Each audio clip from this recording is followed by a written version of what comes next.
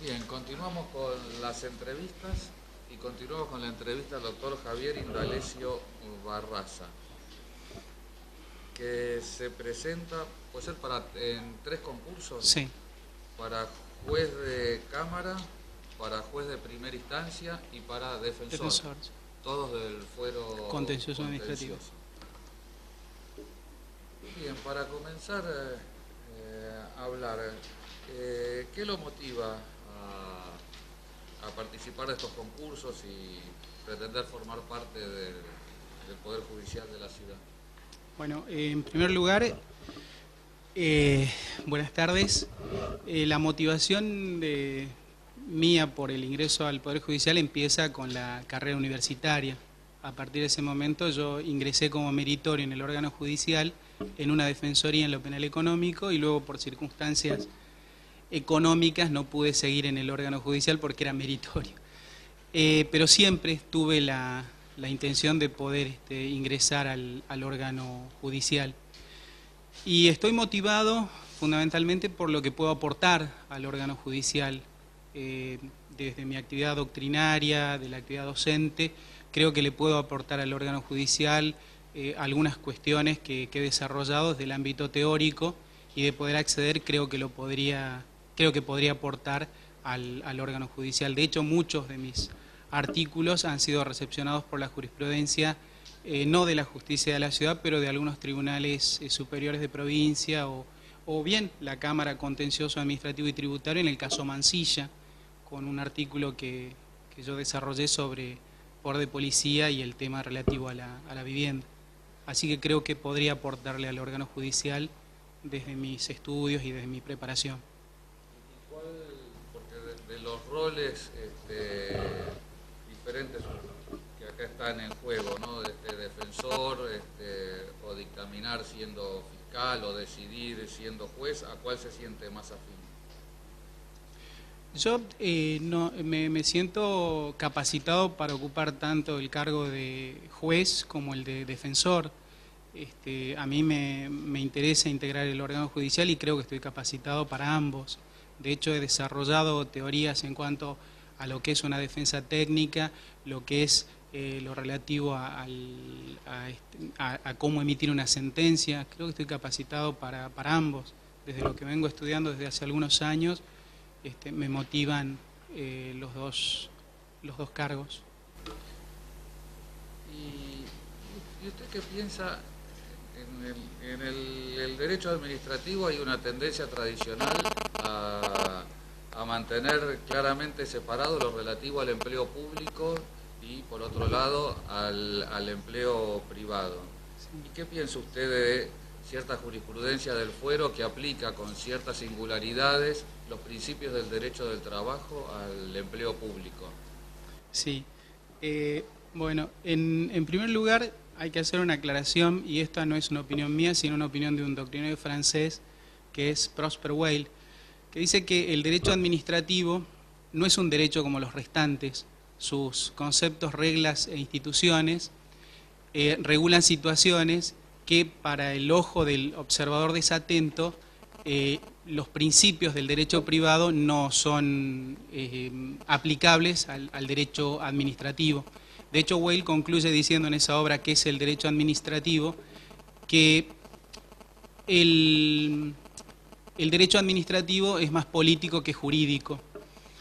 Yo creo que en el derecho administrativo, una de las tareas de los juristas del derecho administrativo es restablecer las conexiones del derecho con otras ciencias, la epistemología de la ciencia, la filosofía, la teoría política. Y creo que en algunos puntos, en el caso del empleo público, me da la sensación a mí que hay conceptos que deberían reformularse. Por ejemplo, el concepto de jerarquía. Y aquí creo que se podrían tomar algunos aspectos del derecho privado o de las organizaciones empresarias o del modo de motivar al personal. El concepto actual de jerarquía es el tradicional. Si tomamos Ranelletti, los grandes doctrinarios del derecho administrativo parten de la idea que la jerarquía es ordenar, controlar el cumplimiento de la orden y aplicar una sanción. En el ámbito del derecho privado se está hablando, y en el ámbito de las organizaciones empresariales se está hablando de la jerarquía como un modo de motivar al personal, de capacitar y de motivar a los recursos humanos. Yo creo que este es un punto que deberíamos rever en el ámbito del derecho administrativo, y acá podríamos aplicar teorías que vienen del ámbito empresario, que vienen del ámbito del derecho privado, y aplicarlas al ámbito del empleo público. Para entender, por ejemplo, cosas más precisas que, por ejemplo, un principio central como de interpretación, que es el indubio properario. Sí. Eso, por lo que entiendo, aparentemente no le parece compatible con el... No, hay algunas cuestiones que ciertamente debemos seguir manteniendo. En el ámbito del empleo público, el empleado público está amparado por la estabilidad y al mismo tiempo está sometido a un régimen especial de sujeción. Es lo que Mayer ha desarrollado con el nombre de Besonderes Gesellschaft, que es una especial situación de sujeción que hace que el empleado público no pueda desplegar ciertas actividades. Yo creo que sin afectar esa relación especial de sujeción y sin afectar esa jerarquía, se puede repensar lo relativo al empleo público con algunos conceptos que vienen del derecho privado.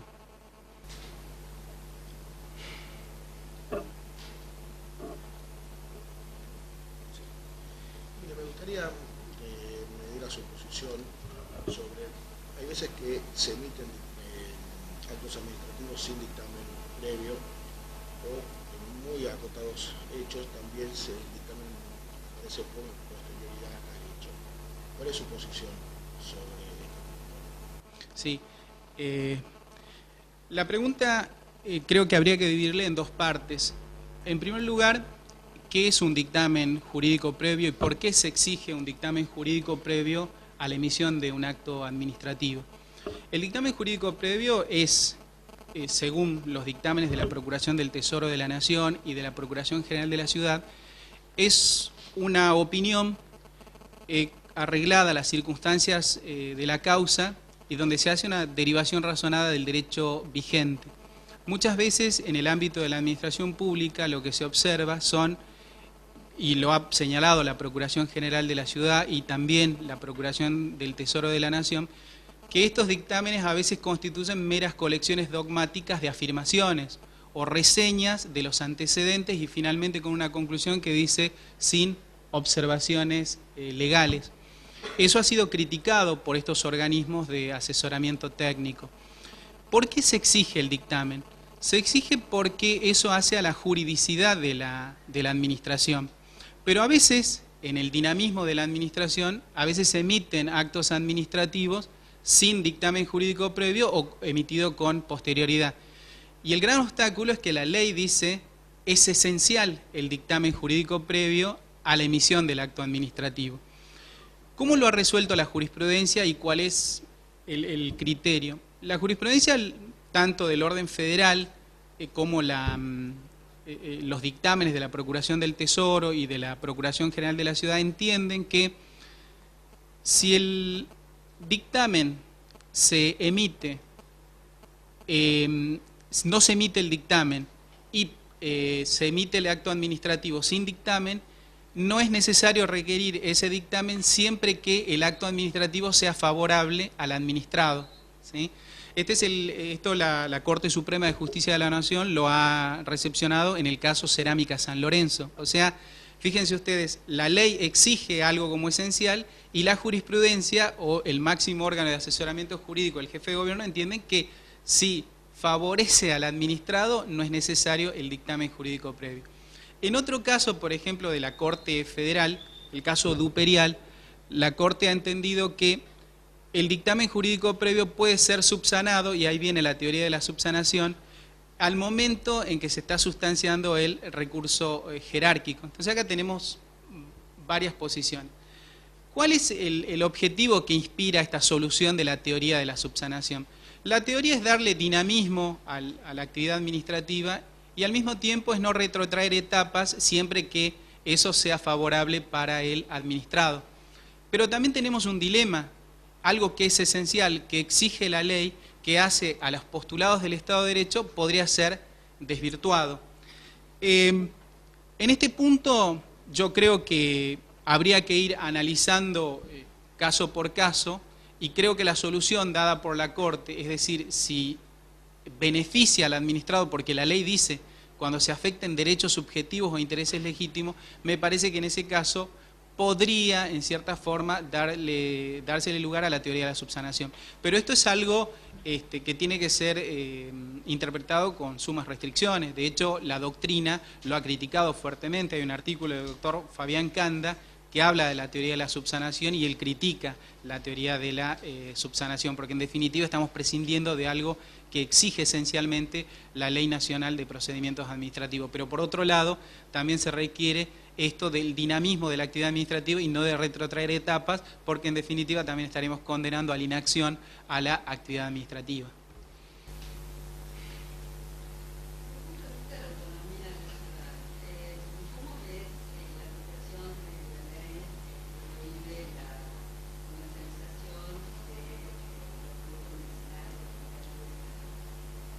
Desde el punto de vista...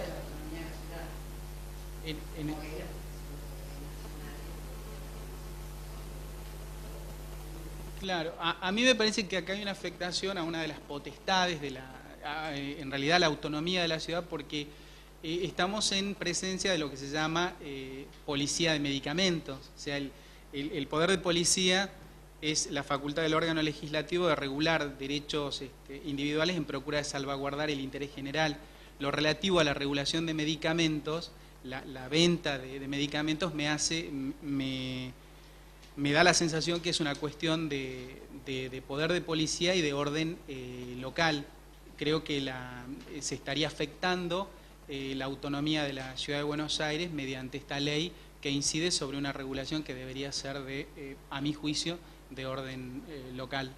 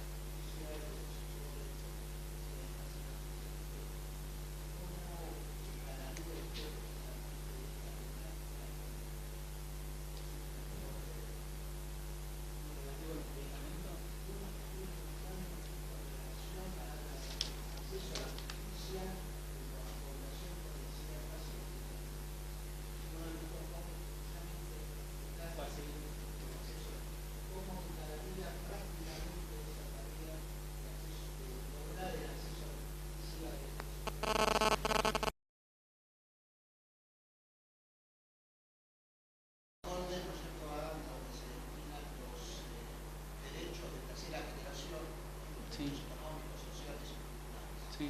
¿Usted se refiere a un criterio organizacional? Sí. Bueno, yo creo que fundamentalmente, por lo que estuve leyendo del rol de la Defensoría, a mí me da la sensación de que el rol de la Defensoría es un rol interdisciplinario. Creo que sería conveniente, y bueno, y de hecho también las defensorías lo hacen, es trabajar con algún experto en trabajo social. En cuanto a la organización de la Defensoría en términos de estructura administrativa, bueno, creo que está bien organizado, ¿sí? O sea, tienen...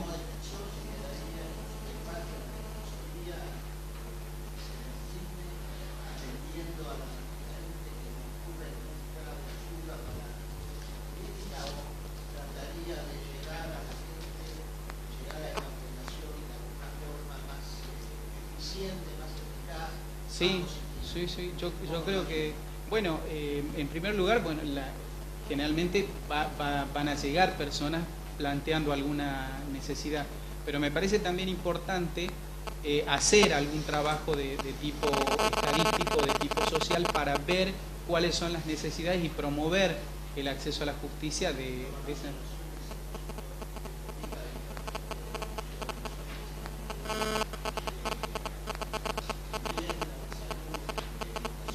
No, Lo único que conozco es que los tres, las tres problemáticas de las que mayormente atiende la Defensoría es salud, vivienda y alimentos. Esas son las tres problemáticas que yo mayormente he visto por el desarrollo jurisprudencial del gobierno de la Ciudad de Buenos Aires.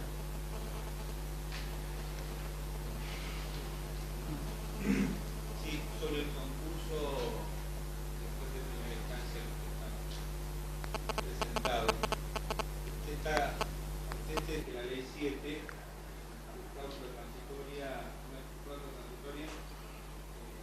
obliga al Consejo a disponer de los recursos humanos que ya existen en el organismo para dotar las plantas del nuevo juzgado que están en concurso, los 9 cargos después de primera instancia. Por lo tanto, usted debería, en el caso de acceder al cargo, organizarse y organizar un grupo de trabajo ya existente. Sí. ¿Cuál es tu opinión del tema? ¿Cree que va a poder trabajar de la manera que usted quiera? No. Siempre que he trabajado en distintos lugares, siempre he llegado con equipos conformados. No sería para mí un inconveniente trabajar con un equipo conformado, con una estructura. Le hablo concretamente de la estructura que yo vi fue la de la Defensoría, y me parece una estructura adecuada, con 12 secretarios, un prosecretario coadyuvante, un oficial relator en temas de trabajo social, que me parece importante, por toda la problemática que afrontan las defensorías. Así que no, para mí no sería un inconveniente trabajar en un equipo ya conformado. Bueno, muchas gracias. No, al contrario.